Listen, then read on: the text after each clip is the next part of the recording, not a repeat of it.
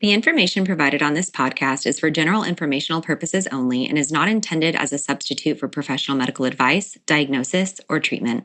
Always seek the advice of your qualified health provider with any questions you may have. Never disregard professional medical advice or delay in seeking it because of something you have heard on this podcast. Reliance on any information provided here is solely at your own risk.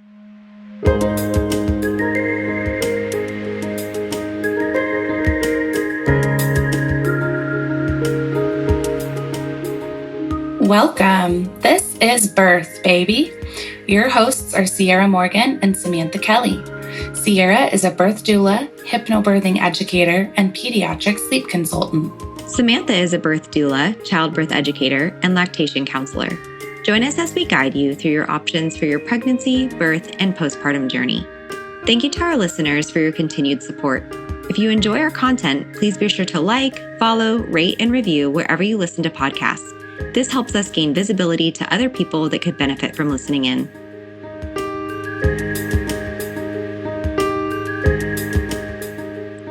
Hello, everyone. Today we have just me. You only get just me as your host, but at least I have a guest. Samantha was at a birth overnight, and I told her she needs to sleep and not worry about waking up to do this with me. So, such is the life of a birth doula. You guys usually get both of us. So today I have Shelley Scotka with me. She is a certified Gottman bringing home baby instructor, a certified childbirth educator, and a certified birth and postpartum doula. She's been supporting families since 1998 through prenatal education, labor and birth support, and postpartum care. She's so excited to be bringing this Love Strong After Baby workshop to her offerings. And she recognizes that bringing home a baby can be one of the most challenging and amazing aspects of your life. And she's really dedicated to helping families navigate this bumpy territory. I have had the honor and pleasure of knowing Shelley for about 5 years now. And I just love all of the wisdom that she passes down to us doulas that are newer than her because she's been in the game for so long. So thank you so much for being here, Shelley. It is so fun to be here. And yes, I'm looking at my image and I'm like, wow, that's a lot of gray hair. That's what you get. Mine are starting to pop through. I'll catch up one day. They'll just sneak in there. And then one day you'll be like, you know what? I'm going to let it all go. I'm going to embrace it. I don't even care. Yeah. Oh, yeah. I'm not dying wisdom, it. That wisdom that just comes with time, right? I love it. Yeah. So, you've been a postpartum doula for so long. You're a birth doula even before that. And you are always educating people with childbirth education, which I love. We love referring to your classes. And I'm loving that you're bringing this new aspect. So can you tell us a little bit about what the heck this program is? What is Bringing Home Baby? And what made you want to do this? That is a good question. I do feel like hardly anybody knows about it. It feels like a big secret to me. And even think of all the topics you guys have done in your podcast, right? They're things that most of you at least know a little bit something about, right? This is an area that I just feel like is a big mystery and so few people know. So I do feel excited to bring it. So Bringing Baby Home is a program that was developed by John and Julie Gottman, who are really well known for being researchers. They both have their PhDs, but really their big work was research. And for decades, they've been doing research on couples, watching them.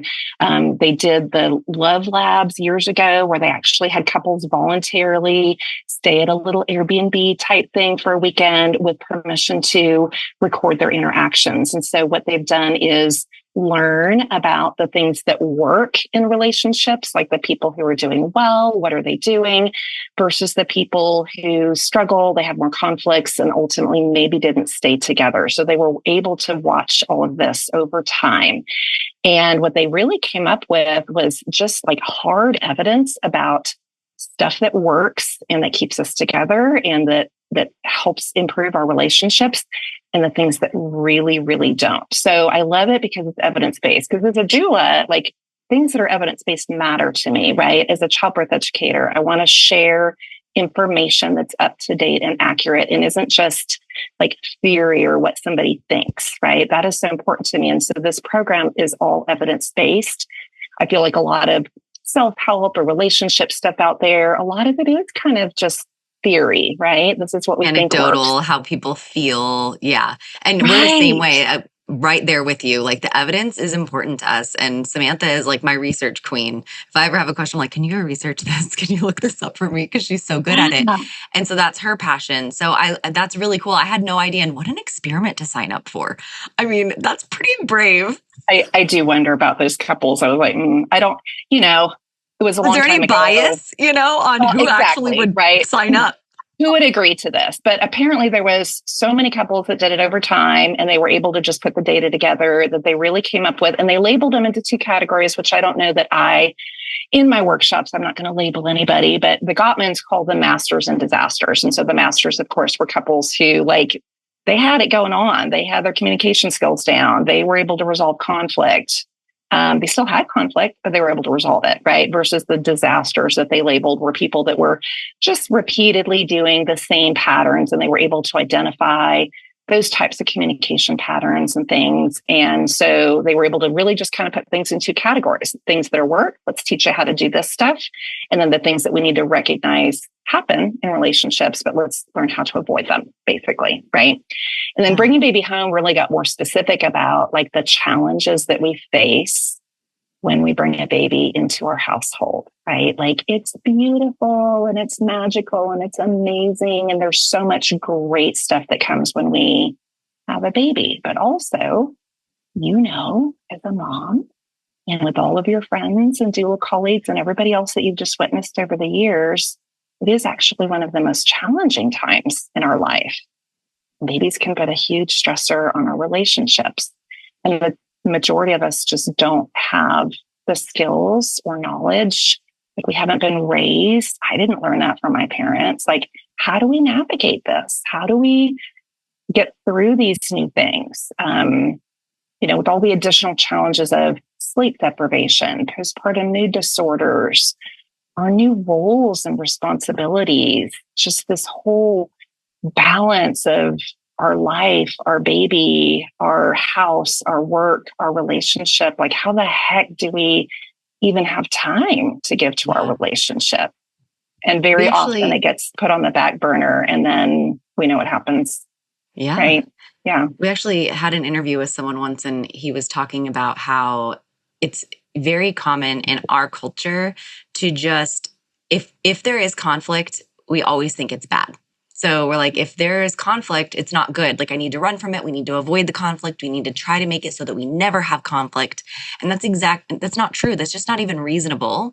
We have to learn how to navigate the conflict and come out better on the other side. And it's healthy. That's life. One of the things that I say in my final, I teach hypnobirthing, and there's 5 classes. And in the 5th class, we talk about postpartum. And I always tell them, all right, what I'm about to say is a little bit controversial to some people, but I'm going to say it anyway because it's really what I think, not evidence-based. So there we go. But it's really what I think. And the relationship between you and your partner is even more important than the relationship with you and your baby, because not that you need to neglect your baby, but you really need to baby your relationship, because that is the make it or break it on whether or not your child grows up in a 2-parent household. So, if you're not doing the work and prioritizing each other, then everything else is going to fall apart. So what are some of these bigger conflicts, or the biggest conflicts that you see people face postpartum, especially because you do postpartum work, you're in people's homes all the time. And how does the class prepare them for handling these things better? That's a good question. I do feel like that's what brought me here. Why did I, come here, is I was seeing couples struggling, right? Not just with the stuff we expect, right? We expect everybody's going to be tired. We expect everybody's going to be feeling kind of overwhelmed, especially in the very beginning. Those transitions, back to work in particular, can be really hard. Our new roles and identifications, right? Those are all things we expect to do. What we don't expect is that everything in your relationship, like you said, the conflict, it's inevitable. There's no relationship out there that has no conflict. It's going to happen. In fact, you want to know a fun fact? This is all based on the research by the Gottmans. Roughly 70% of the conflicts that couples have in their relationships are what they call perpetual problems. So they're not things that are going to go away. Like they're things that are just going to keep coming back. They're going to keep circling back. And they My have to do husband still things doesn't take out the trash the first time I asked. That is a perpetual conflict. right. I So still these don't are close things, the cabinets when he wants me to. so things that are based on our core values, our personalities, the way we were raised, what feels important versus not important to us. Again, those core values, those are the perpetual problems. And they may manifest in those little things like the trash, the cabinets, right? The things that just like irk us. But like on a deeper level, there's something there. That's why they don't get like fixed or remedied, right? And sometimes they can be really, really big conflicts that keep coming up over and over. And we keep thinking like something's broken in our relationship. Why can't we fix this? We should be able to fix it. And the truth is we just have to kind of learn like, hey, they're going to be there. Like, this is my partner's personality. This is a trait. It's not going to change, actually. We can't expect it to change, but we can learn how to work together. So all of those things that maybe we were able to just like look the other way, maybe those little quirks about your partner that were like adorable when you were first dating. Oh my gosh, that's so quirky about you. After you've had a baby and you're sleep deprived, they are just super annoying, right? And then we're tired. We're more likely to lash out at each other, right? Our patience is running so thin. We also notice, and this actually so funny, it came up with my client yesterday, our parenting styles may be different, like how we want to handle certain challenges in parenting. And in the very beginning, it can be really simple things like how we hold the baby, right? Or what we're supposed to be doing with the baby or whatever. And then later it might be like discipline or, how we raise a child, how we navigate some of those tougher things. So those are the conflicts that come up. Our differences become bigger. The conflicts become more of a struggle, essentially. We argue more. Sometimes there's even just less communication. Like we just get so mad at each other. We're just like, you know what? I can't deal with this right now. I'm just going to avoid it. The Gottmans call that stonewalling, which, is okay if you're taking a break. That's one thing. But really just ignoring each other and not addressing hurt feelings or issues. Yeah. It's never going to go away, right? So I would say those are, there are some new, again, the parenting roles I think are the new ones, but a lot of it is really just stuff that was already in your relationship. Now it just feels bigger and more intense, like it's all on steroids now, right? And I do feel like because in our culture, we do avoid those conflicts and we kind of ignore those red flags and we're just like, it'll get better. We just put a Band-Aid on things so often. And when I was getting married to my husband, that was my second marriage. And the guy who was marrying us was like, I require that people do counseling with us first. You have to go through these classes with me. And so he would come to our house once a week and he would sit in our living room with us. And my daughter would go to my mom's house and we would get into the nitty gritty. He made us fill out forms about finances, about parenting, about like just how you spend money, what you're comfortable with. And we found that we had so many things that were not in alignment. And we were able to talk about those things before we were sharing this baby together who we're having to make these decisions for. But it is not very common that people do that. And I did think it was kind of funny and silly that we were doing that. I was like, we're fine. Like, we're great. We have a great relationship. Great. We love each other so much. Why would we need those? And then I was like, wait, why do you spend money on that stuff? Like, I'm so much more frugal than he is, But those things are so much more exacerbated when, you're postpartum and you're seeing Amazon boxes show up all the time on the thing. And it's making you have anxiety because you're like, what are you spending money on now? It's all just amplified. Exactly it. Yeah. And I do think, when it comes to parenting, because that was for marriage, but when it comes to parenting, also people just aren't having these conversations. And like, where is your baby going to sleep? If one of the parents wants to bed share, and the other one only wants to co-sleep, which means like room share, then that's a big conflict because the person who wants to be closest to the baby feels really strongly about that. Or I'm not okay with other people watching our kid besides my parents. Or like so many things. I only want to breastfeed. Well, I feel like I want to bottle feed that baby. That's not fair. I want my time with the baby to bottle. Well, no, that's going to sabotage breastfeeding. So many things come up that deep down are a relational issue on how we feel about we as a parent feel about our kid or our relationship with our kid. And then an action seems like it's going to put a wall between our relationship with our child, and we get defensive. Yep, exactly. Those are perfect examples of the simple things that come up that can really end up being huge conflicts, right?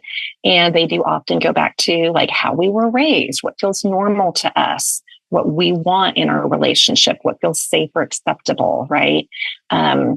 This is a generation of people who, have access to the internet, right? It's 3:00 in the morning and those moms are just on their phones, Googling all sorts of stuff. And I feel like it creates so much anxiety about what's right. You got to do the right thing, the safest thing. You've got to have the best products. And it can cause so much anxiety and conflict in a relationship.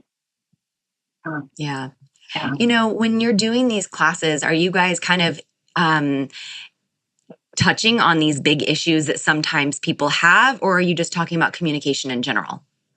So the workshop essentially, the original Bring Baby Home program was designed for expectant couples. So when they designed it, they were like, our fantasy is that people who are expecting will want to do this before they actually have their baby so that they are like set with these skills, tools, and techniques to move forward. I haven't seen that, truthfully, in all the years that I've been teaching childbirth classes. Everybody, and I'm sure seeing the same thing. People are worried about getting the baby out. They don't plan for postpartum. I talk about this so much. You're planning for one day. Yeah. And I'm not saying that's not important, right? It is, which is why you and I are childbirth educators, right? But that the focus is so narrow, right? And you and I both know, look, it's going to be a day, 2, maybe 3 at most. That baby is going to come out one way or another. And then you begin the journey of the rest of your life with this baby. And very few people have even thought about it. I love that story of your premarital counseling because it is a thing that we've talked about. You work harder to get a driver's license than you do to become a parent. There's really no prerequisite of any kind, right? Some people might do some homework. Some people might have the foresight to do some sort of therapy or training or reading a book about things. But the truth is most of us just kind of jump in and we're like, yeah, we're going to wing it. It probably will be okay. Right. Sink or swim. Yeah. Right. And there's a lot of thinking. Truthfully. Right. Yeah. So yes, so what we did is we took the 12-hour program and we've kind of readapted it because we're finding that there's more people interested later, after there's already conflict problems. We're recognizing things don't feel good in our relationship anymore. We feel worried about it. We're arguing a lot. There is no time for us. There's no friendship. There's no romance. What happened to us? The whole reason why we're here in the first place has been forgotten, right? And so I feel like that's our target audience is people who have recently had a baby all the way up to about 5 years because you're still navigating little people, right? This is parenting of small people. We absolutely welcome expectant couples. And so far, I've had one couple who's had the foresight to say, you know what, we should do this before we have this baby. And I'm just going to be huge kudos to you guys. I would love to see more couples in there, the pre-counseling or the pre-workshop.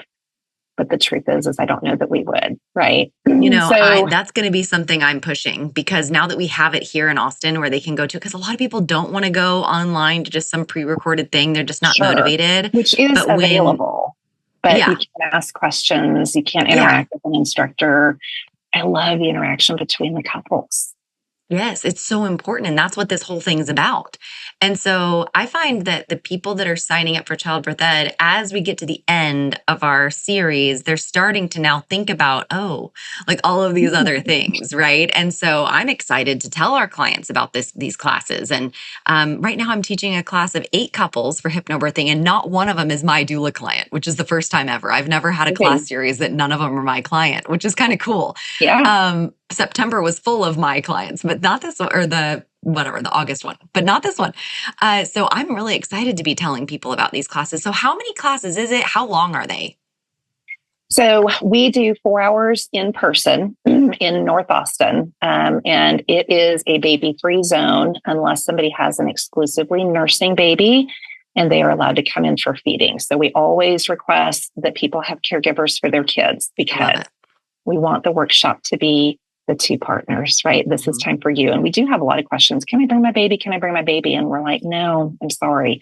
That's part of the problem is y'all have made the baby, just like you were saying, you've made the baby a priority and you have forgotten that y'all need to make yourselves a priority. So this 4 hours is a baby-free zone, unless, again, exclusively breastfed babies are welcome to come in for feedings. We have lots of moms who come in and might pump during that time. Totally fine. We can accommodate that. We do a lot of, and when I say we, let me also clarify, it's not just me. So I have a partner that I have embarked on this. So it's Catherine Sweet Swinney, who is a licensed therapist in our area. And I actually met her after she had her baby, which was about 7 years ago. She joined my new mom support group. And that's how we met. But I had heard her say that she was also a certified Gottman educator. So after I got my certification, I was like, hey, I want to do these together. So we do. Cool. I love this combination of backgrounds, right? Because I'm bringing all of my like doula work into the mix, and she's bringing in her counseling hat. She doesn't do therapy in the workshops, but she's bringing all of that background with her, right? So nice combination. And we do a presentation of like, here's the challenges. So here's a specific skill or technique. And then now you guys get to work on it. So it's a lot of, we teach a thing and then we give you time to practice it. We teach another thing and then you go off and practice it. So that's really what those 4 hours are, is we present and then everybody kind of goes off and does their thing. We come back. How'd that work? How you feel? There's discussion and everybody can kind of relate like, oh yeah, that's so different from how we normally do it. And then we're like, okay, cool. We're going to move to the next thing, right? So we picked the things that we felt like would be best done in person. Some of the harder things, a lot of conflict we address, like how to resolve conflict, listening skills, really listening to your partner, how we communicate with each other, how we handle the perpetual problems. The easier ones are more fixable. They call them solvable. They're usually the ones that you can come to an easier resolution. But what do we do with those perpetual problems? Those are the big ones and hard ones. And then we follow that with homework. So they get a week of assignments, essentially. So we're kind of trying to keep like the momentum going, right? And then we do a virtual session that's an hour and a half a week later with more homework following that. And then we do another virtual session of another hour and a half with more homework. And so over the course of 3 weeks, essentially, they're going to get the 4 hours homework time and then another 3 hours of time with us plus more homework. And then we just send out a weekly email. Here's another topic. Here's an article to read. Here's a little thing to talk about, just to kind of like, hey, here's a thing to bring up, right? Mm-hmm. The goal is to kind of keep this momentum going, because it's really easy to go, oh, we learned all this stuff, but now we're just back in our normal life. We fall in our old patterns and we just let it go. So we're really hoping over the course of, really it's 2 months, that our patterns will change, our habits will change. Apparently, research has shown that it takes 3 or more weeks to change habits. Yeah. So that's our goal. I think it's 21 days or something like that is the minimum to create a new habit. And that's exactly what I was thinking when you were saying that. I'm like, oh, you guys are creating a habit here, which is really good. Yeah, that's the goal, is to not just like throw a bunch of stuff at you, but to engage and to say, let's do it. It's so important for both partners to be like committed to doing this, right? And we learn that we're not going to be perfect. It's okay. We're going to make mistakes. Sometimes we'll slip into those old patterns, but we learn how to catch each other without making each other mad, right? Hey, we're on the same team. We don't need to argue about this. Let's learn our new skills. How can we resolve this conflict that has come up, right? And we're getting some really good feedback from people. People are telling us, they're emailing us back like, this stuff works. Oh, I'm so glad. You know, I do wish that, I love that people are doing it postpartum, because better late than never, but it is late, because I do wish that more people were taking it during pregnancy, because now, yes, we have hormones going on during pregnancy, but they are so much more after, and we're really sensitive after, we as the birthing parent, and even we as the non-birthing parent. Yeah. And so we're all a little heightened afterward, and we're already sleep deprived and all these other things. So gosh, if we could catch more people prenatally, I think we would see even better results. You mentioned that there are those pre-recorded options. What is that like? Because now we know that yours is a part in person, part virtual, but still live. Yes. What if somebody was like, I need to digest it at 3:00 in the morning because of my work schedule or whatever it is? Yeah. So the Gottman Institute offers a pre-recorded online version. So people can just purchase that. They can do that at their own pace, and just work through the program at their own. They've got a similar model where they do some teaching and then you get homework. Right. So yeah, people are just like, hey, we cannot show up in person or we don't have childcare. Like that's just not even an option. Then that's another option. I'm also offering one-on-one sessions for families. And I've done several of them. If their work schedule just doesn't fit, like our workshop schedule, for instance, or childcare is really just an issue. They absolutely cannot make that happen. If there's any other reason that they wouldn't want to be in a group of other parents, maybe unusual circumstances or previous loss, for instance, there's just reasons why sometimes families are uncomfortable being in a group. I think sometimes just really sensitive people, they don't feel comfortable, opening up some of these more sensitive topics with others. My husband would never. Like there's some, I feel like there's some benefit. That's really common. Yeah, the men that are like, oh, we don't want to talk about our marital problems with a bunch of other people. Well, number one, let me just say, this isn't therapy, right? It isn't therapy. It isn't group therapy.